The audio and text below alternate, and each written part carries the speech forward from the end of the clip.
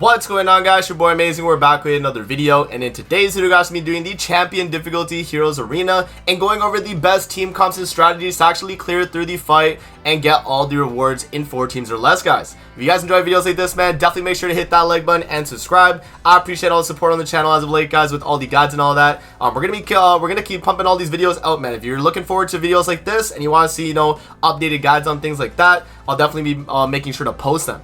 Now, hopping into the champion difficulty here, guys, is going to be just like Masters, but the main difference that's going to be instead of being on Masters is that the team average CC is going to be 320k, and also when we actually get into the fights here, you're not going to be able to run links on your characters, guys. So we're already starting off with the team 1 here, but as you guys can see, you are not able to run a character link on any of the characters that are actually being used on champion difficulty. And I'm only going to recommend running champion difficulty, guys, if you actually are able to out CC. Now, there are a few things that I recommend that you want to do to be able to out CC in a lot of these fights. Now, the first thing is going to be running characters that are LR or UR characters. Those are going to be very beneficial as they have really high inherently high CC, right? So that's going to be very important. Now, the next thing that can be a pretty good thing to do as well is swapping from attack crit to HP defense for characters that are DPS anyway. Now, when you go first, just going first in general is going to be that boost that you need anyway to get the win, guys. And so my recommendation is,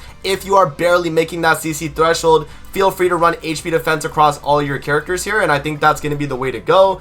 And also, if you're not able to run these card sets, or you don't have them, or you're trying to hit like a CC threshold as well, feel free to run combat class on these, and you're gonna get as much CC with. Alright, guys, with that beginning explanation out of the way, let's actually talk about the main setup here for my demon team that I'm rocking. So the card set is going to be the Demon Allies card set. So we're making sure we get the one that increases our damage dealt damage reduction. Yep.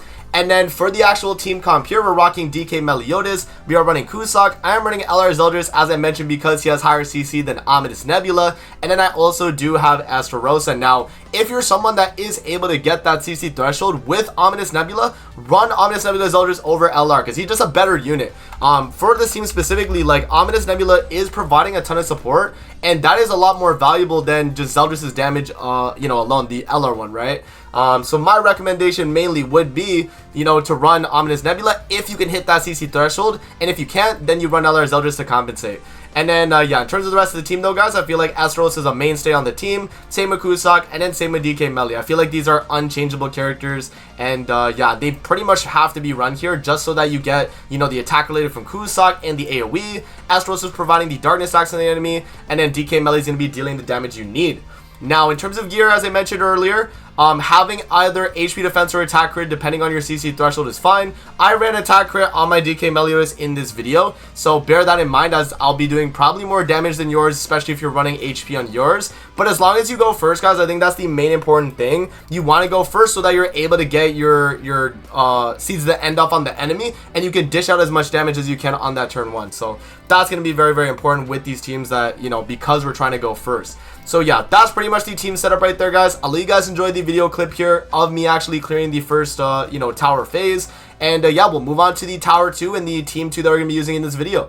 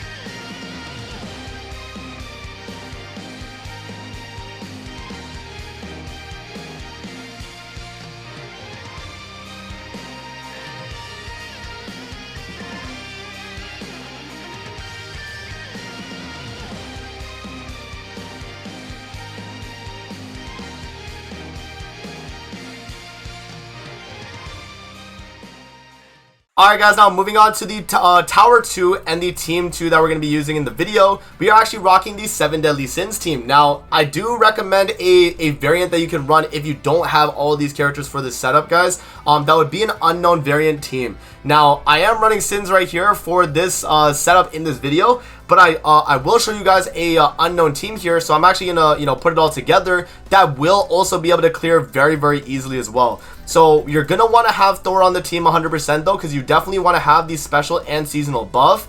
And then I actually would recommend either Sobnok or Tyr on the team, or Fitoria. As long as you have like a really strong hitting AoE DPS type character, then you'll do really well. And I think Sobnok is going to be a really good option for that. And then for the other two slots, you're going to run Nanashi and Freyr, and you want to make sure that both of them have their holy relics, so you're getting the extra stats from them as well.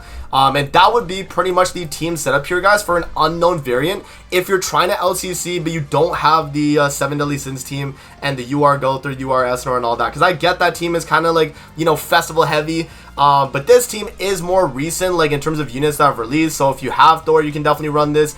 If you don't have Sobnok, again, as I mentioned, Tyr is another option as well.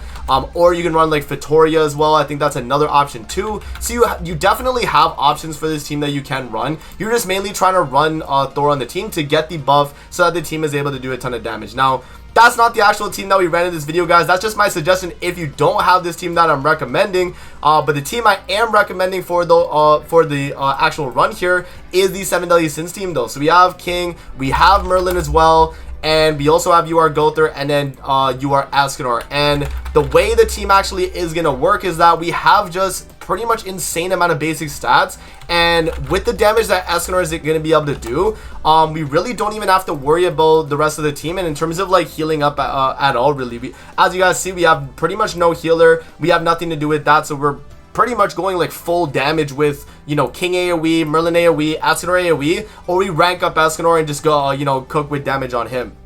So that's kind of the idea here in terms of the team though, guys.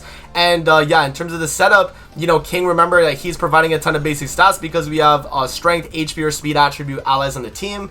So we're getting up to, what is that, 32% basic stats, because 8, 16, 24, 32, yep. And then 15% for Merlin, you gain 20% for Gowther. And then Escanor himself, I think, gains all stats for every 7 Deadly Sins or human on the field. So he's going to be getting a ton of stats as well. And yeah, in terms of the gear sets though, guys, we are rocking HP defense on everybody except Escanor. But you don't have to run attack crit on Escanor. Again, as I mentioned, if you're trying to hit the CC threshold, feel free to run HP defense, and that'll also work completely fine. And then for the artifact card set, we are rocking the 7 Deadly Sins basic stat card set and the damage dealt against buffed enemies one. Again, as I mentioned, guys, if you don't have enough CC with this card set, feel free to run just auto set combat class, and hopefully with that you're able to LTC and be able to run this team for the win. So yeah, that's pretty much the team explanation right there, guys, for the Team 2. So I'll let you guys enjoy the clip here of the Team 2 and how it's able to perform, and we'll move on to the Team 3 and the final phase of the Heroes Arena here.